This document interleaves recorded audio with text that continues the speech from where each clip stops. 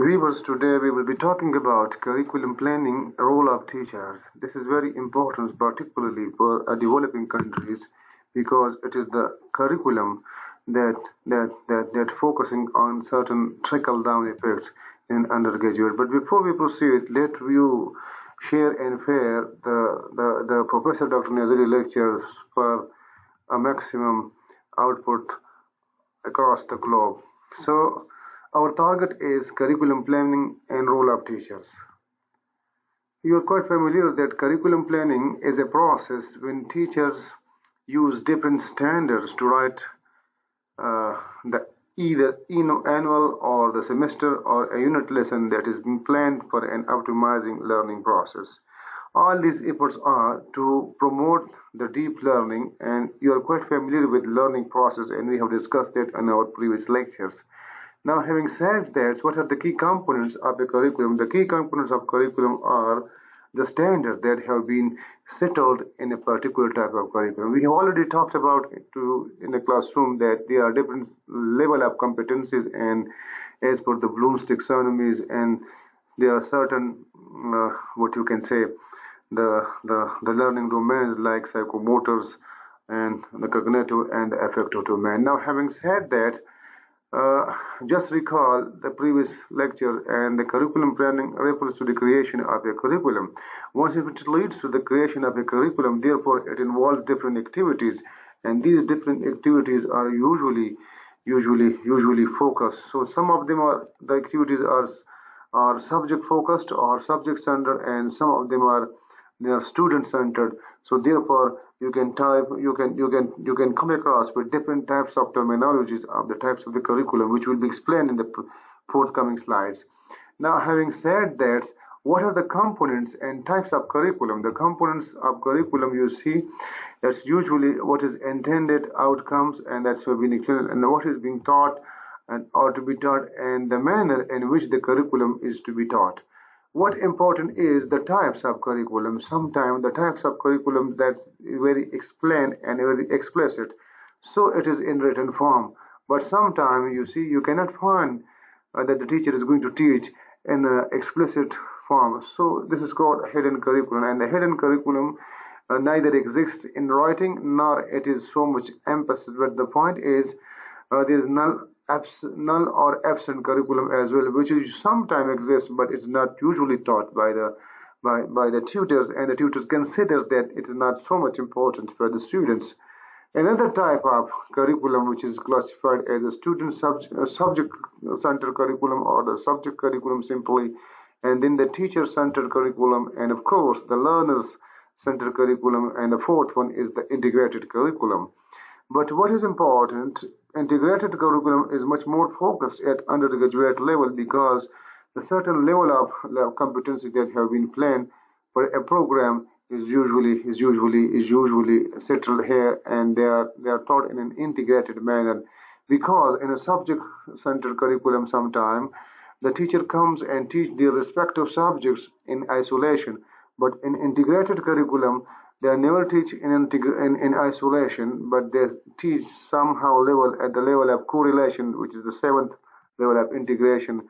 And if it is properly integrated, the curriculum, it goes to the transdisciplinary integration, which is not the focus and the domain of this lecture today. But curriculum integration is of prime importance, particularly for achieving the targeted outcome and to promote deep learning.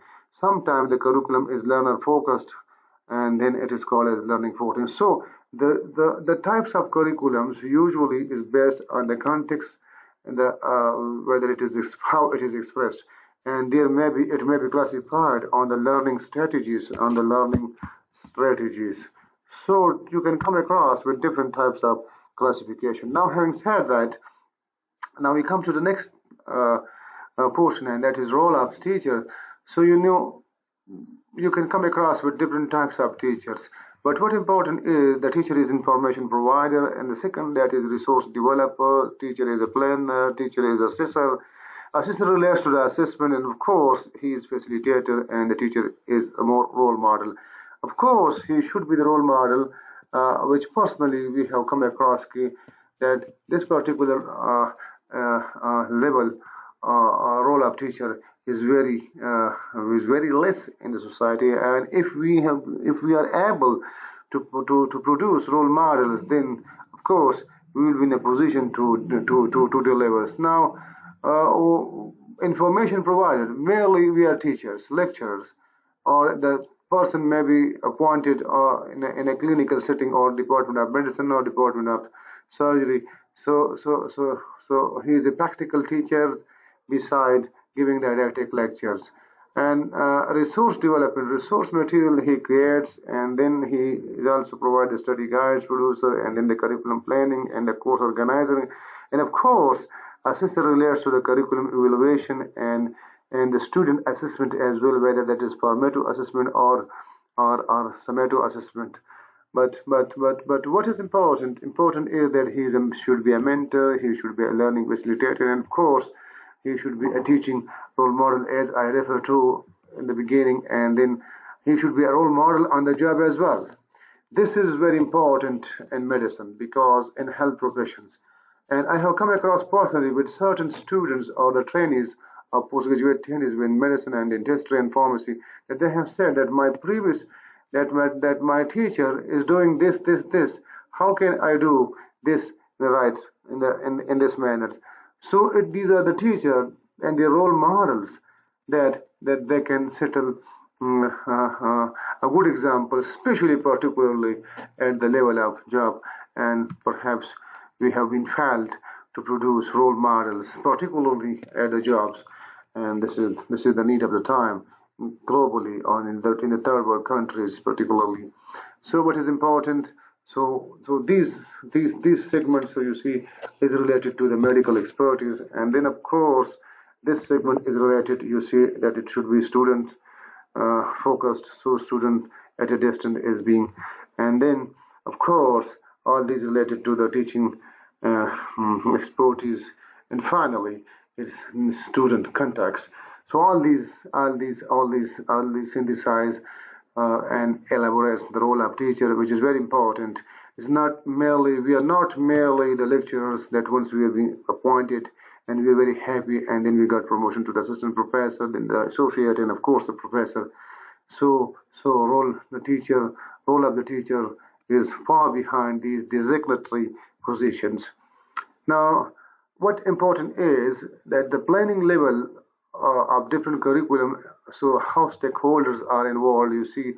So recall your domain of learning, then the cognitive domain, affective domain, and psychomotor domain, and then if you course, you go to the planning levels. So you see there is a content development, of course, whether that is subject-centered curriculum, and then the employability of a particular person in a given setup.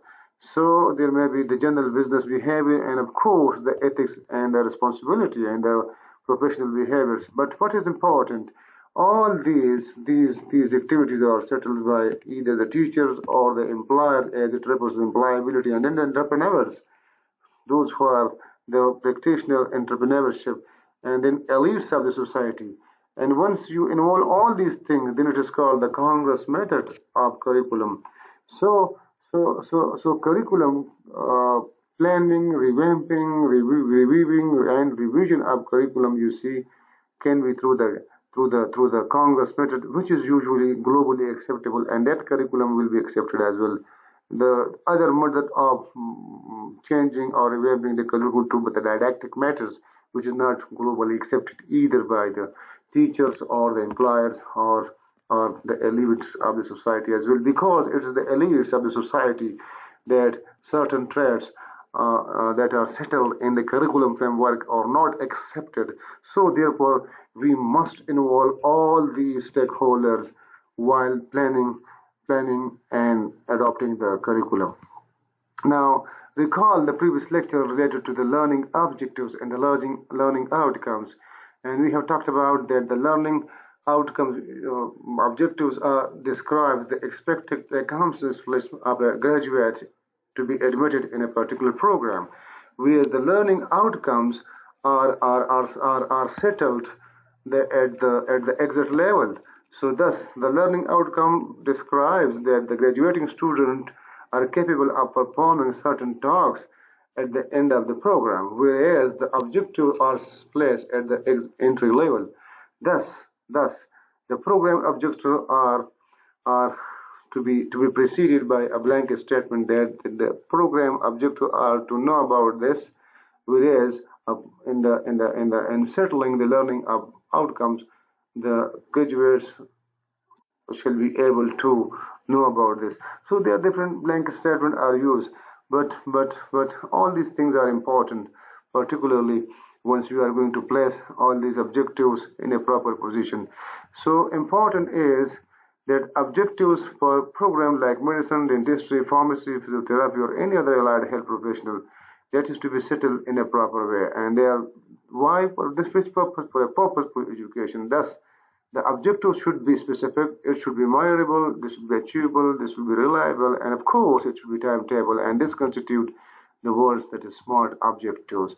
So I have already given the example that there can be different surgeons and they are performing appendectomy, so surgeon 1 and surgeon 2 performance shall not be the same, and of course the one who performs in a specific period of time, specified period of time, will be more smart than the other who takes much more the prolonged time than the prescribed procedure time, and thus it is going to involve the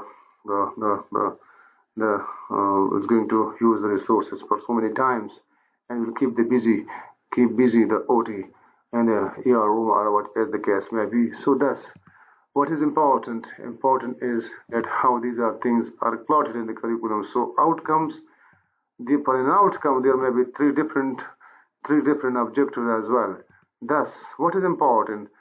So the outcomes are going to focus on competencies, and different objectives are so much aligned so that it focuses on a particular outcomes, and these outcomes ultimately give you the competencies. So thus, for a viable curriculum, once the graduate shall be competent while focusing on different learning domain like psychomotor skills, cognitive and affective domain, it is you should be emotionally so much intelligent to have a trickling down effect through the production of quality graduates. Thus, curriculum planning, curriculum innovation, and curriculum and plotting of all these things should be very